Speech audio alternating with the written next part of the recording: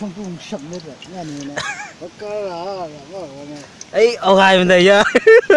nó còn sống phụ mẹ là cái ấy ông ai bên đây nhá tinh cây tôi chân nó mới bỏ ơi thao sẽ mãi hảo hơn giảm tiêu đó yeah alo alo cái con đuôi như thế này à ơi siêu đấy